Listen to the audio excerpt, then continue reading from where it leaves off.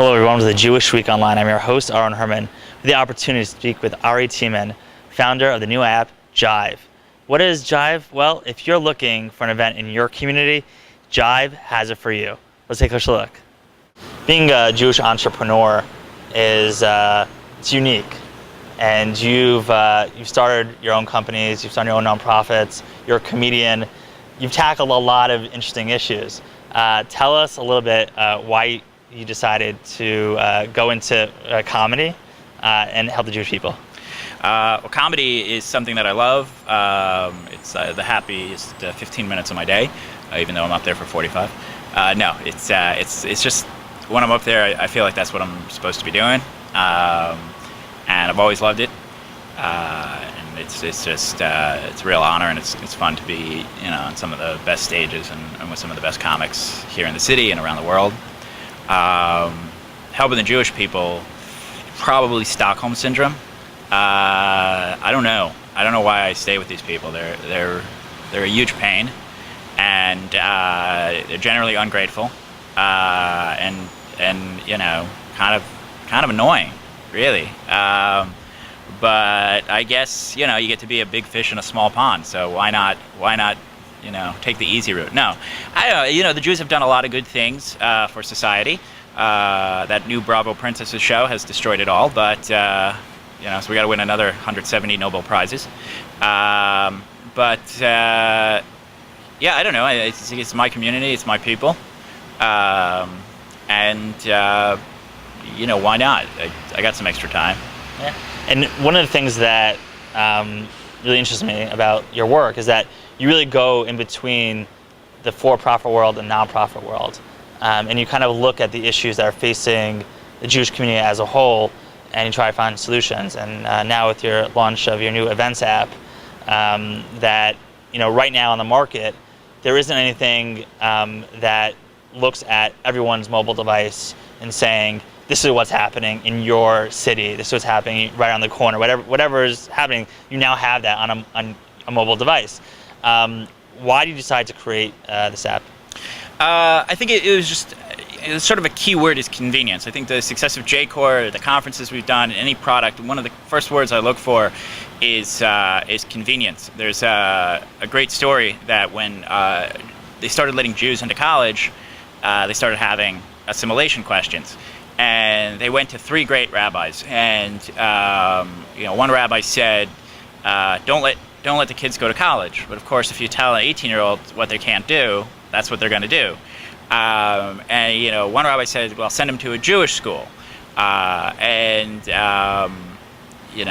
that's telling a kid exactly what to do. Again, they're gonna do the opposite, and so they come, and of course, the story was told by a Chabad guy. So of course, they come to the Rebbe. And he says, build kosher cafeterias, because if it's convenient for the Jews to keep kosher and it's convenient for the Jewish kids to meet each other and there's a central spot, then that's what'll happen. Even Lynn Schusterman and ROI have this catchphrase that they say, which is you have to go where the kids are.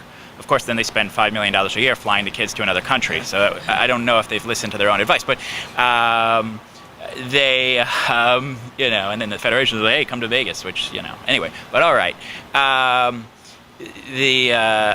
The key is really convenience. With JCore, you fill out a form and we send you an email, you show up and volunteer. And it's a simple form, and if you filled it out before, it fills itself out for you. And with JJive, you press a button, click on your city, and that's it. There are your events. There's no registration. There's no required login or connection. We don't want your money. We don't even want to know who you are. Frankly, you're not that interesting. And so it's really simple. And that's like, especially now people have ADD. You can't be complicated. They won't make it to step 3. But B, you're just over-engineering everything. And I think that's very important. I've been working with the app now for, I guess, a couple days now, and it really is simple. I think that is key. When you have a click to a click to a click, you lose something there, and then I think you also lose users. People just want it simple. Give it to me. Where is it? connect to Facebook, done, tell me where they've been, and that's all there. Why did you decide to build this app?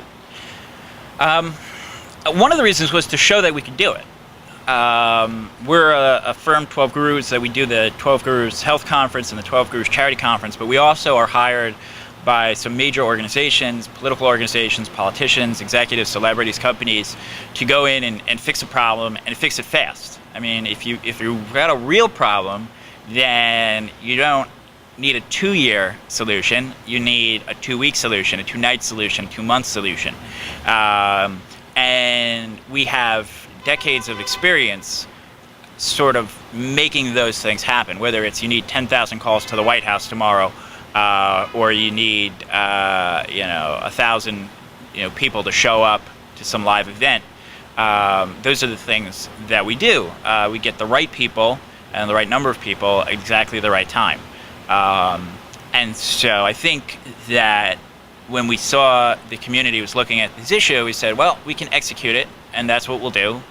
And we'll provide a great product, and go from there. And one of the important parts of this whole solution is that you made it accessible for really anybody to use it.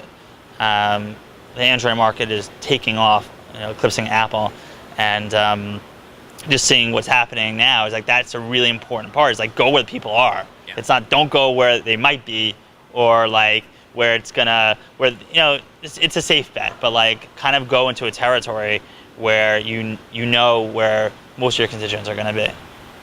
Well, yeah, and I think that the technology exists out there to be everywhere. This idea of developing a pure iPhone app or a pure Android app, or for the few people who develop a pure Windows Phone app. I've heard great things about Windows Phone from the one person I've ever met who's owned one. But true story. But it doesn't take much more to develop for literally every platform. I mean, we're about to sort of release a mobile form where if you've got an old BlackBerry, you can pull it up right in that old browser, and it'll be fine. Maybe we'll include a little memo on where you can go get a phone for $2 that was invented yesterday. But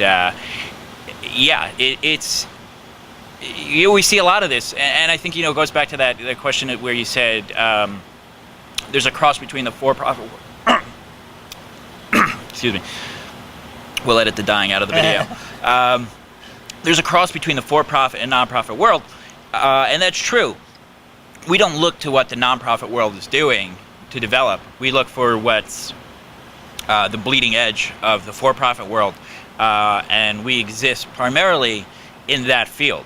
And so when there is a non-profit issue, we solve it with the same skill, speed, and technology that we would use for the largest for-profit client.